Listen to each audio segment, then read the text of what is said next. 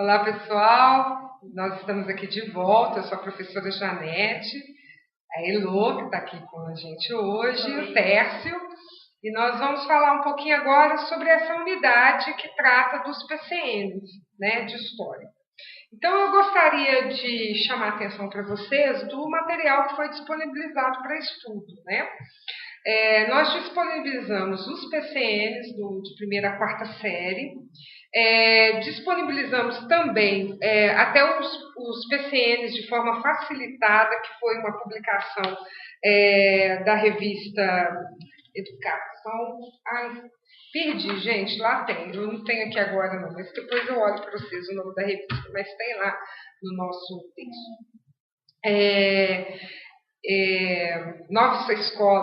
Nova escola. Ai, desculpa. Eu sempre perco dessa nova escola. Mas, enfim, eles publicaram os PCNs facilitados, que eu acho que ajudam a pensar os PCNs em alguns exemplos de prática, né, para poder realmente facilitar.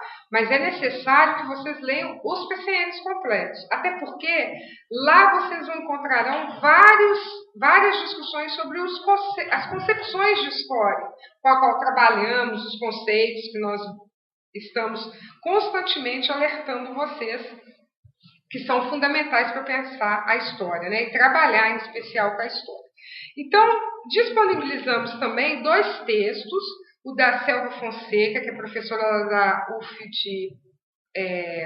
da Universidade Federal de Uberlândia, e do professor Alexandre Savelar, que, se eu não me engano, é da UERJ. E a gente está apontando, a partir desses 2 trabalhos, uma discussão sobre os PCNs, ou seja, o que eles trazem de novo, o que eles trazem de bacana e aquilo que possa ser algo de crítica dos PCNs, tá? Para isso eu vou dar um pequeno histórico, né? Os PCNs, eles foram criados a partir de uma demanda da LDB de 96, da Lei de Diretrizes e Bases da Educação, que pressupunha a criação de alguns parâmetros para todos os conhecimentos da educação básica, né? Então, tem os PCNs da matemática de todas as disciplinas, né?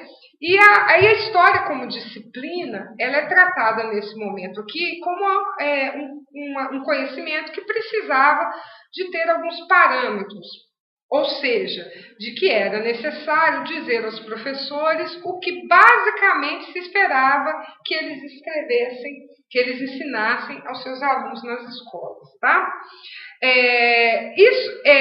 Essa exigência da LDB, ela tem muito a ver com todo um processo de tentar trazer a educação brasileira para uma discussão contemporânea, né, que é de uma democratização do conhecimento, né? À medida em que nós passamos por um processo de democratização, redemocratização do país, saindo da ditadura militar, né, nos anos 80, até os anos 80, e passando por esse processo de governos civis, né, de consolidação dos mecanismos democráticos no país, a escola também passou por um processo de democratização. Com isso, é importante reconhecer a chegada de novos atores, com outras características, com outras demandas pela educação, né? Ô, Janete, vamos tentar aqui algumas conexões no estudo que você colocou aqui. A gente está falando de um PCN, de um parâmetro curricular nacional, que começa a ser trabalhado quando o país está vivendo um momento de sua reabertura política. As estruturas autoritárias da ditadura, elas estão sendo atacadas, e isso provoca toda uma reflexão acerca do que é ensinado na história. E o que é isso que a gente está falando? A gente está falando de uma transformação social que implica numa transformação do jeito de ver a história. Ou seja, é aquilo lá da unidade anterior que o Brodel estava falando, que a história é filha do seu tempo. A história não é o passado em si, apenas o relato do passado, mas a história, ela carrega consigo também a forma que o presente se conecta no passado. Então, mais do que o passado, a história é o presente se perguntando sobre o passado. Então, isso é um ponto que fica claro, assim, que a gente consegue conseguir perceber como que as coisas se encaixam nesse sentido, né?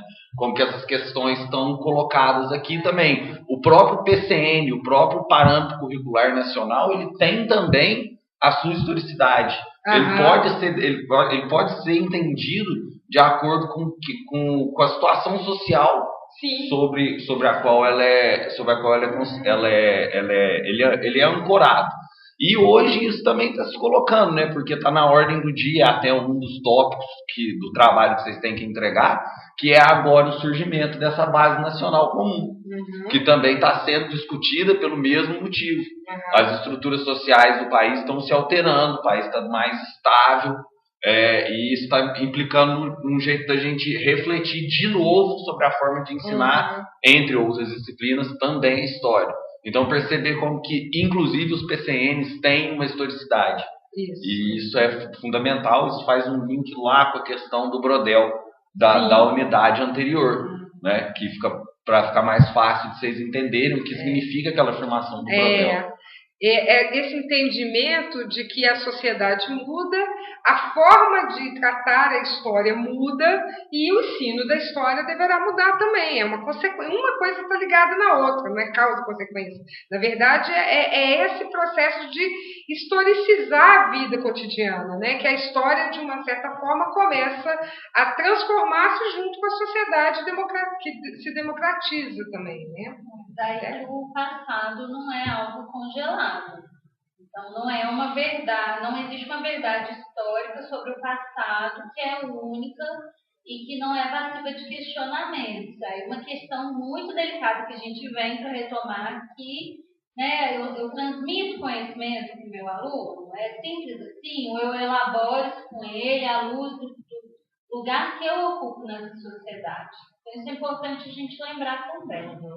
É importante perceber que essa noção de que uma história que era ilustrativa, né, uma história de um passado que ilustrava, né, as pessoas eram sábias porque sabiam de momentos históricos de um passado, ela é superada. Porque agora a história, ela capacita cada um dos sujeitos, né, que são cidadãos e são considerados sujeitos históricos, ou seja, sujeitos do seu destino, né, sujeitos capazes de transformar a realidade.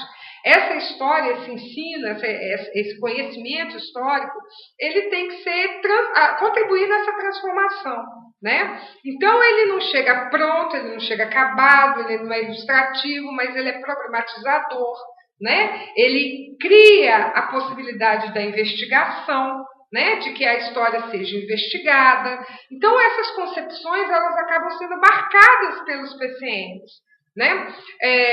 Que a história está em constante construção.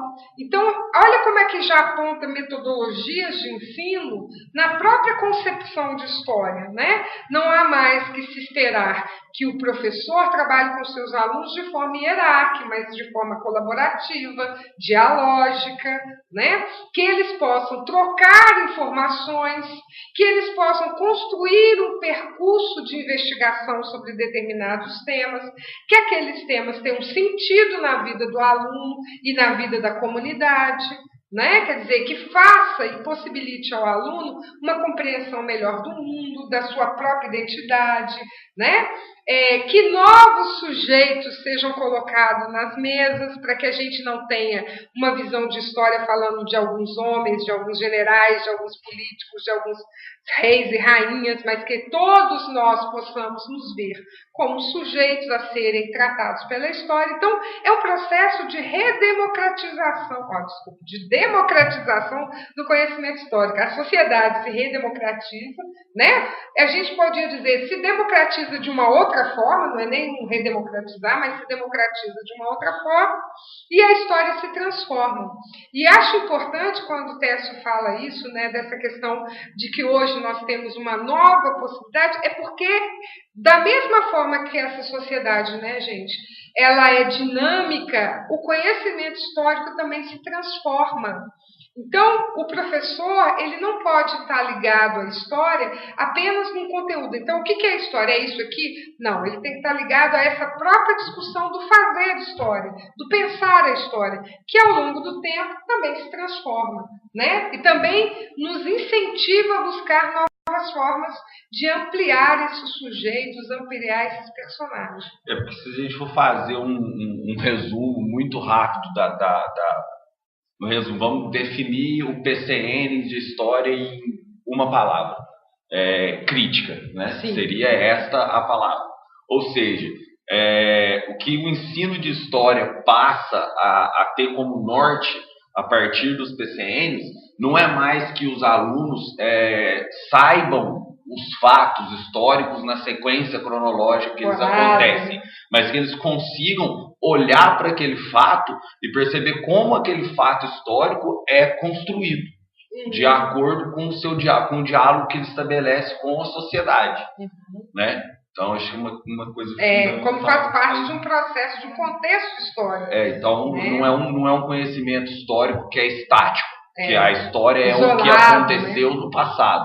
Não, a história é uma construção, aí a gente volta lá no Brodel, a história é uma construção do presente, é o presente que olha para o passado e faz perguntas que interessam ao presente para o passado, entendeu? Então, acho que perceber isso também é uma coisa essencial. O que é, por outro lado, libertador.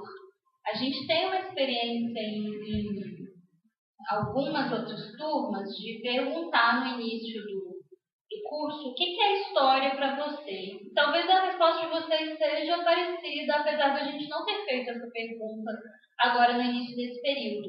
Geralmente vem a questão da dificuldade. História quando vocês eram alunas de história na escola, era decoreba, era um professor falando de pessoas mortas, né? A gente tem essas respostas. Então, o PCN, essa nova forma de pensar a didática e a prática de ensino, eu tenho essa impressão que nos liberta de algo que não é mais dado, que pode ser refletido, que pode ser repensado, que pode ser criticado e questionado. Eu acho que é uma ótima oportunidade para vocês. Agora, a gente tem que também levantar como todo documento histórico, a gente pergunta como que ele foi construído, por quem foi construído e para que foi construído, né? É uma perguntinha básica que a gente faz para todo documento histórico. Os PCNs, ele também tem uma questão política ali colocada, né? Eles foram criados a partir de comissões, não necessariamente de um debate amplo com a sociedade, né? Em especial professores e alunos na comunidade escolar. E eles foram construídos num momento do país, em 1997, né, que eles são publicados, 96 a SDB, 97 publicado, de um momento especial de se pensar a educação no Brasil. Talvez por isso a importância dessa nova discussão sobre a educação à base nacional comum, né? Por quê? Pensem bem, ele foi construído no momento do governo Fernando Henrique Cardoso, né, na chegada do governo Fernando Henrique Cardoso, em que você tinha uma visão extremamente ligada ao mercado da educação, a educação muito mercadologicamente pensada, né? O senhor Paulo Renato, que a terra lhe seja o que ele merece, mas enfim, era uma visão muito complexa da educação, era uma visão mesmo de uma diminuição do Estado, da presença do Estado nos setores sociais, né? Uma visão neoliberal que eles defendiam, quer dizer, uma diminuição do Estado investindo em setores como a saúde, a educação, o aumento das privatizações, das empresas nesse momento, e não é diferente as orientações que eram dadas em relação à educação no que concerne ao Banco Mundial, né? O Banco Mundial, ele se julgava responsável ou com autoridade para deliberar, não é nem deliberar, para orientar uma série de políticas públicas mundo afora, em especial dos países com menores influências políticas e econômicas, como nós éramos na época. né? Então, nesse sentido, o que acontece? O Banco Mundial ele tinha uma visão de educação muito de preparação para o mercado de trabalho. Daí que surgem expressões como qualificar, como é que é aquela coisa também que eles fazem muito? Reciclagem. Vou fazer um curso que é uma reciclagem, como se você... A produtividade do professor. A produtividade do professor, né? Gerenciamento da escola. Vestir a camisa da educação. São expressões máximas daquele período. E, nesse sentido, o poder público ele se sentia muito à vontade de deliberar as formas de atuação dos setores educacionais, né, da escola. Dizer como a escola deveria funcionar para ser mais eficiente. Esse discurso ele tem uma perversidade por trás, porque ele retira do Estado o investimento e divide com a sociedade. Diz assim, a própria noção da LDB diz, né, que a educação é do Estado e da sociedade, divide a responsabilidade. Pode parecer simples isso, é claro, todos nós somos responsáveis pela educação, mas naquele momento dizia que não era a educação uma prioridade e exclusivamente algo a ser pensado pelo Estado. Agora, né? Qual é exatamente o problema disso, né? Quando a gente está falando de que o Estado vai sair, vai ficar menos participativo nisso, e isso vai para a mão de instituições privadas. A grande questão é que as instituições privadas acabam perpetualizando diferenças que cabe ao Estado reduzir. E a gente muito se baseava, e até hoje, né, sempre é o norte, porque a gente consome muita cultura norte-americana, por exemplo, comparar que o Brasil tinha que ficar mais ou menos igual era dos Estados Unidos e tal. Só que não é bem por aí. A gente é um país que tem um problema, uma formação social complicada, uma herança escravocrata enorme, uma distribuição de renda concentradíssima, que se por acaso deixasse, imagine uma situação, só estudaria quem tivesse dinheiro para pagar a escola. Que eram os objetivos, né? O que vai acontecer? O que aconteceria? Então, são coisas que a gente tem que pensar. O problema não é só passar para a mão do espaço privado, né? Sair do público e ir para o privado. Mas o problema é pensar quais consequências isso traz num país que já tem um problema social de distribuição de riqueza e uma herança de escravidão gigantesca, né? E qual o papel dessa educação, né? Se essa educação ela é voltada para criar um cidadão crítico, criar no sentido, né, de que vai transformá-lo num cidadão crítico, mas de possibilitá-lo ampliar a sua capacidade de crítica, ou se essa educação vai ser aquela que vai preparar para o mercado de trabalho, né? Quer dizer, vai preparar para que ele seja um bom empregado, que ele não é à toa que grandes instituições criaram escolas ligadas já a grandes empresas, né?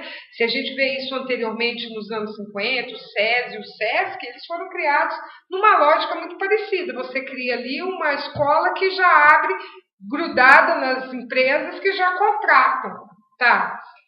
A educação para essa formação para o mercado é importante, sim, mas a educação é voltada também para outras questões, outros lugares, né? Os lugares de participação na sociedade, né? Até porque esses lugares devem ser representados e valorizados também, ou seja, a vida cultural, as nossas identidades, né? Os nossos espaços de convivência comunitária, as nossas cidades como lugares de direito, de que nós possamos usufruir dessa cidade coletivamente. Porque ainda hoje a gente colhe um pouco de herança desse, vamos dizer assim, desse tecnicismo aplicado na educação. Sim. Né? Se a gente for pensar qual é exatamente a finalidade do processo educacional dos jovens do Brasil, da educação básica e educação média. A gente vai complexificar, a gente vai falar que é criar cidadãos críticos e tudo. Só que se você transferir essa pergunta para pro cidadão médio, a pessoa vai te responder que é passar no vestibular. Exatamente. Entendeu? E isso é um problema que a gente também precisa enfrentar, né? Essa educação que é tecnicista, né? Que tem essa... Pragmática, né? Ao invés de educar a pessoa, você acaba ensinando ela a responder uma prova de questões de múltipla escolha.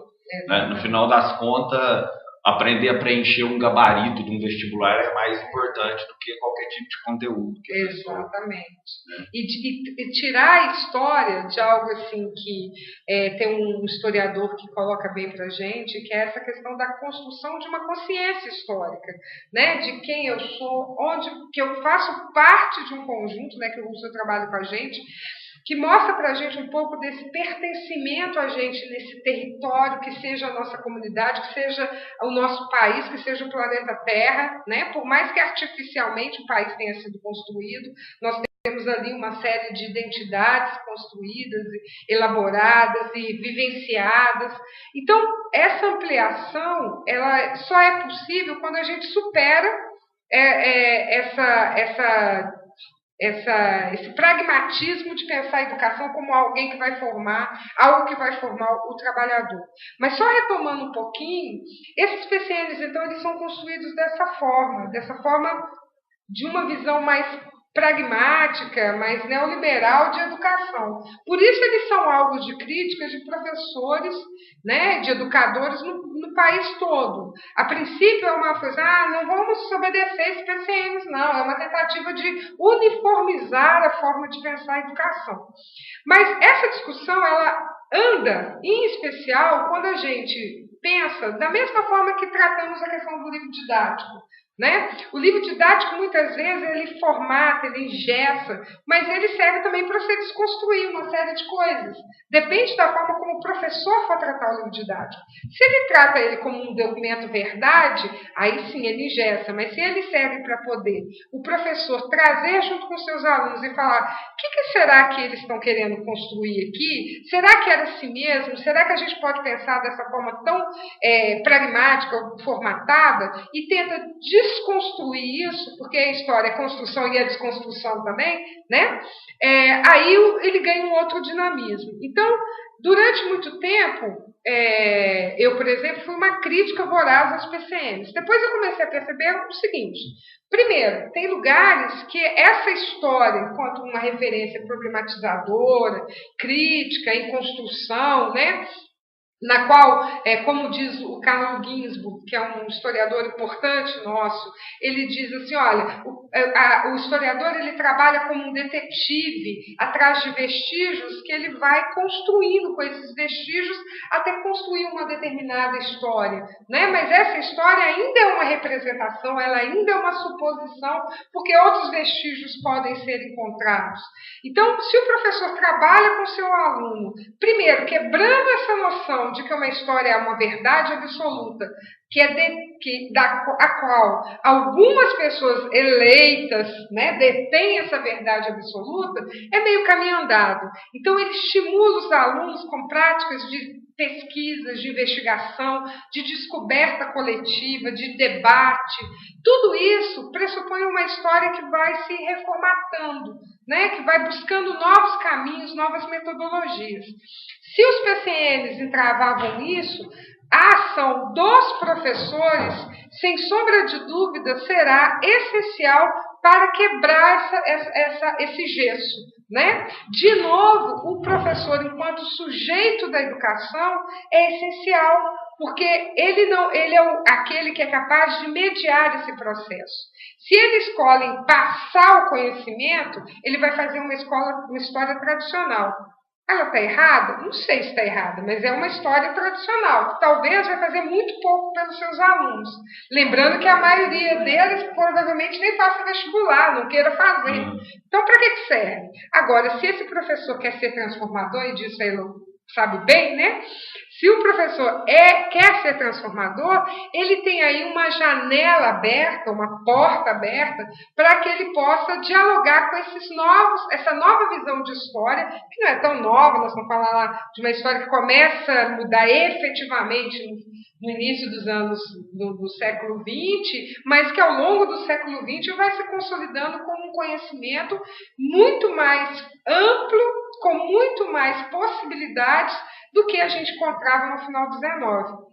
Se bem que na grande parte das escolas a gente ainda encontra uma história muito do XIX lá, de causa, efeito, consequência, sujeitos e datas. Sujeitos heróicos e datas, né? Acho que é um pouco isso aí. A história dos heróis, essa ideia de construção de nação.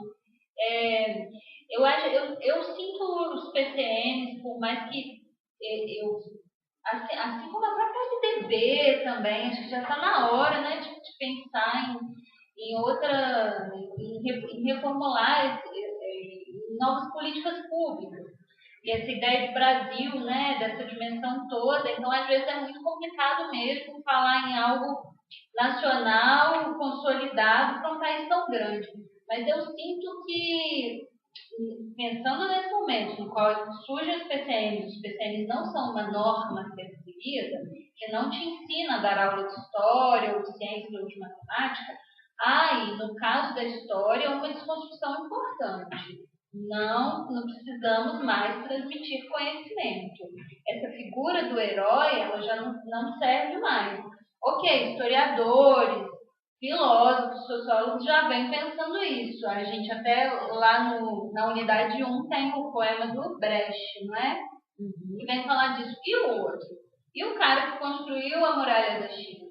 Só que na escola, a gente ainda não tinha essa dimensão até então. Essa possibilidade, aí eu não sei se já estou adiantando, mas lá nos eixos, e aí a gente vem de início falando do que é o local, da família, do bairro, da cidade, para o aluno começar a entender o mundo a partir de algo que não é tão abstrato para ele, igual a noção de nação. Ou então, de uma linha do tempo, ele vai começar lá atrás com algo que ele não viveu e ele nem visualiza, porque ele tem, não sei, 7 anos de idade, 8. Ele ainda acha que o mundo é só ele, né? Porque ele é o filhinho. Então ele vê, né, a cidade é um espaço social, e ele vê o bairro, a escola, ou a família, ele consegue perceber as estruturas de poder, sociabilidade, né?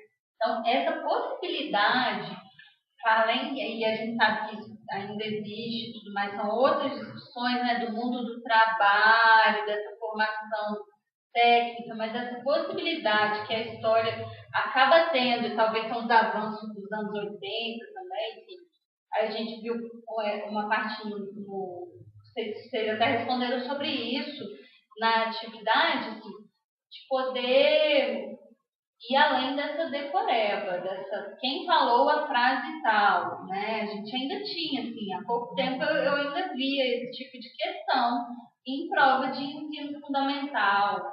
Quem falou tal frase? E aí era o Dom Pedro II. Né? Olha que complicado isso.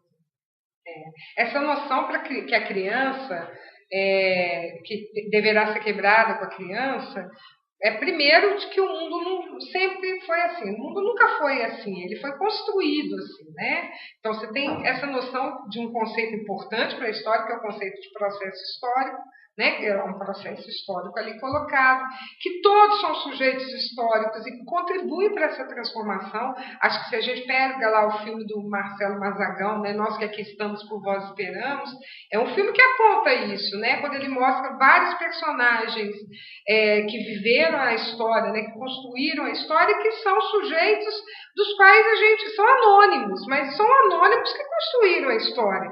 Né? Não foram só os generais, aqueles que nós reconhecemos pelo nome, né? Ou pelo papel que eles ganharam nos livros de história e na mídia, né? Mas isso, gente, não é só a história pela história. Isso vai fazer com que esse aluno possa refletir de como funciona a sociedade, né? Por que alguns personagens ganham mais destaque na mídia e outros não? Por que algumas causas são mais representadas nos jornais, nos telejornais, e outras são esquecidas, né? Por que o bairro dele não aparece nas novelas? Né? Essas mudanças acabam pressionando, porque a gente fala dos PCNs em 96, mas de 96 para cá o mundo andou, e o Brasil também, e o Brasil não é o mesmo. né? O mundo também não é o mesmo. Então, o alargamento da presença de grupos sociais cada vez mais nas escolas, né? Cada vez mais uma universalização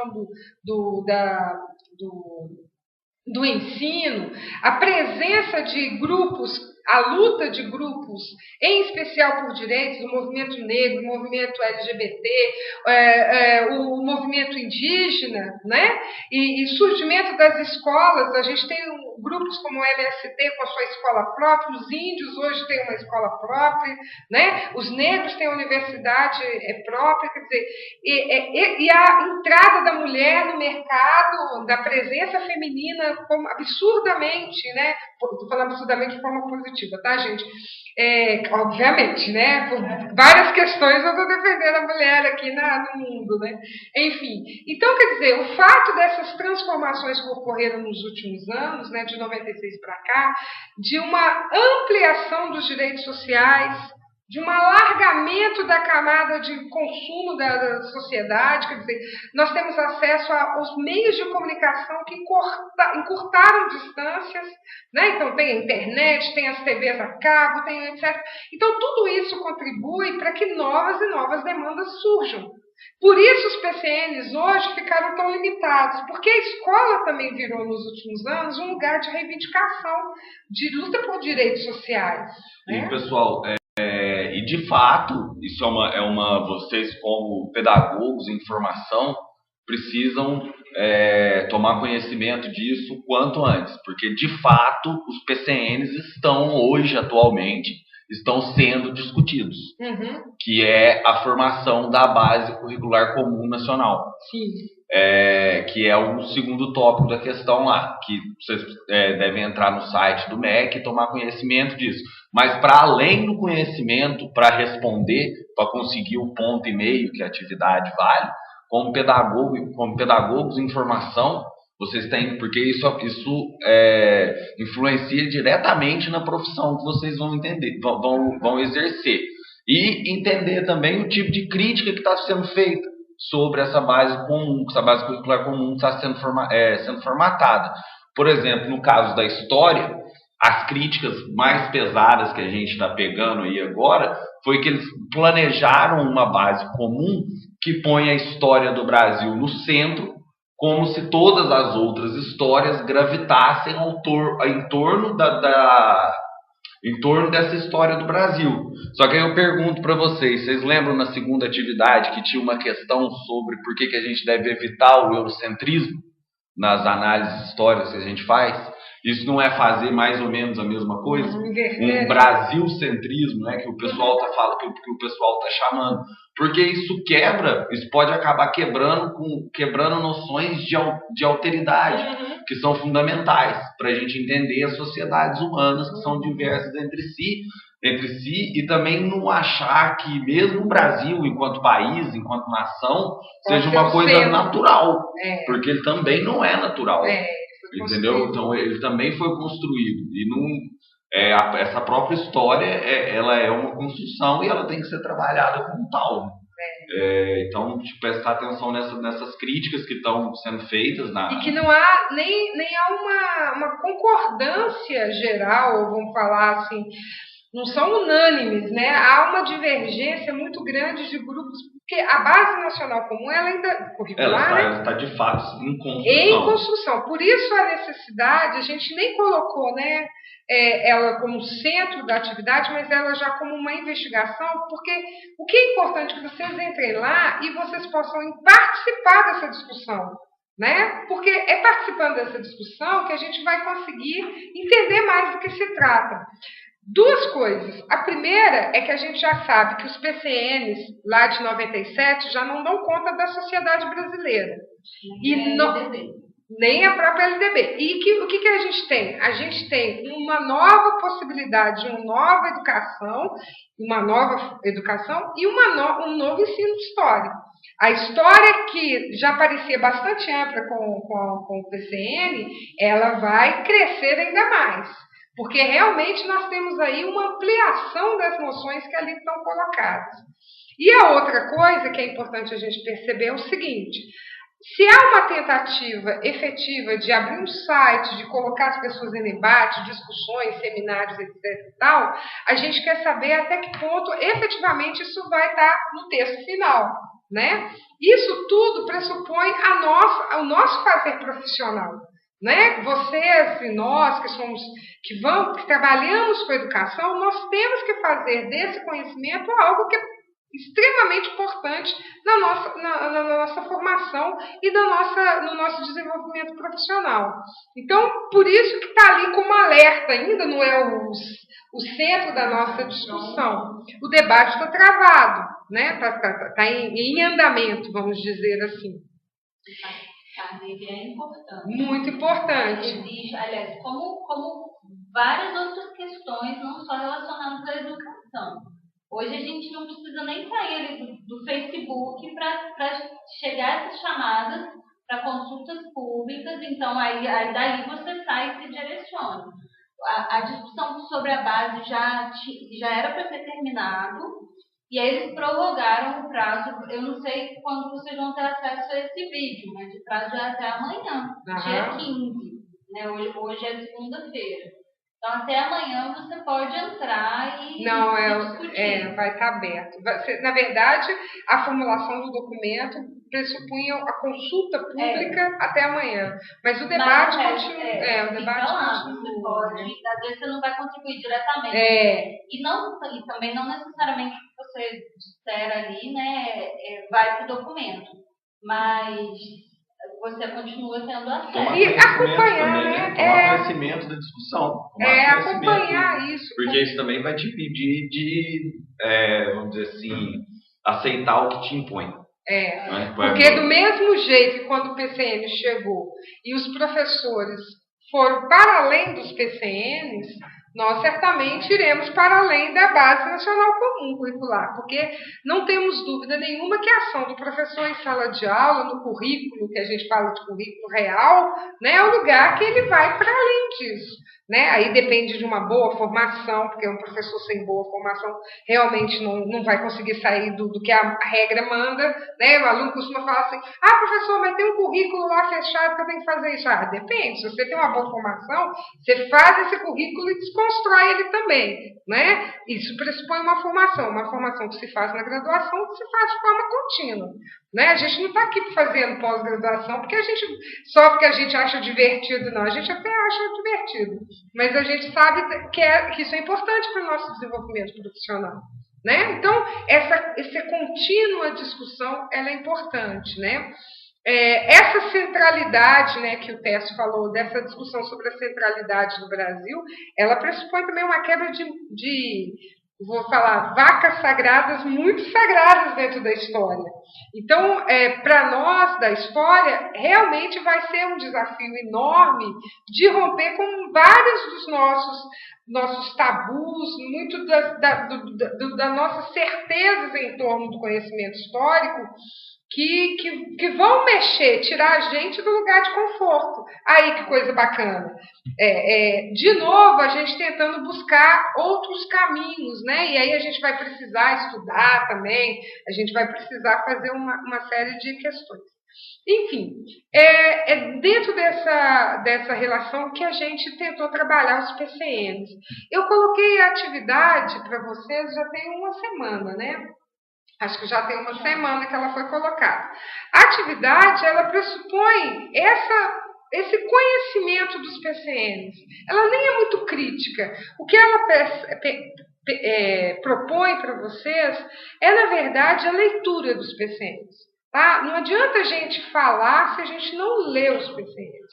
Então, tentem ler, né? Tentem ler com cuidado, com as introduções, com as concepções que ele ali coloca e como ele orienta, né? Porque, na verdade, é um processo de orientação para o professor. Como ele orienta para que o professor possa agir.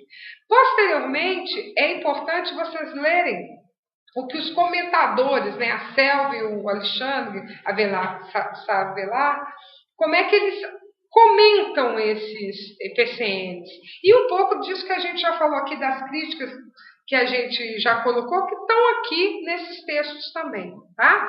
E Para finalizar, aí eu acho que vocês devem entrar no site do MEC e já dentro dessa orientação que nós já demos, de pensar os PCNs dentro de uma conjuntura dos PCNs como uma construção de um tempo histórico e que já não dá conta mais desse lugar que já se transformou e a Base Nacional Comum é um outro processo de transformação. Se vocês partirem desses pressupostos, né, de pensar esse trajeto no estudo de vocês, acho que vocês vão ter uma boa compreensão aí dos PCNs e, em especial, por se tratar de uma discussão específica no caso da história, um conhecimento melhor também do que é a história, ou do que é importante para a história discutir. Né? Pessoal, e também nos escrevam, remetam as dúvidas, porque a gente não tem como, a gente não dá para adivinhar quem está com dúvida ou quem não está com dúvida, e se não chega nenhuma dúvida, tá sabido. Né? Sabe tudo, né? Eu acho que é isso. Né? Eu acho que a gente falou bastante coisa aqui. Eu acho que vocês vão assistir aí, vão ficar estimulados, vão estudar, vão encher os meninos de dúvida, tá? A gente já aproveita aqui para despedir de vocês. Aproveita também porque nós já estamos hoje no dia 14, nós não vamos gravar mais, né? Outra aula, outra conversa. Então, desejar a todos um Feliz Natal, tudo de bom para vocês, a família de vocês. Um ótimo Réveillon, que a gente tenha um ano novo mais tranquilo, muito melhor e mais consciente do que esse ano de 2015, que não foi um ano fácil. E dizer também que espero que vocês tenham um bom recesso aí do dia 21 ao dia 17 de janeiro. Vocês podem se pedir também. Gente, tchauzinho. Tchau, bom 2016, até lá. E vocês sabem, né? Mesmo no recesso, às vezes a gente dá uma entradinha lá no Moodle para ver se estão... Mas não é obrigatório, não. É a gente que faz. A gente é louco. Eu faço, gente. Eu acho que semana, mas precisando a gente tá aí. Beijo. Tchau. Beijos, abraços para vocês. Tchau, tchau. Tchau.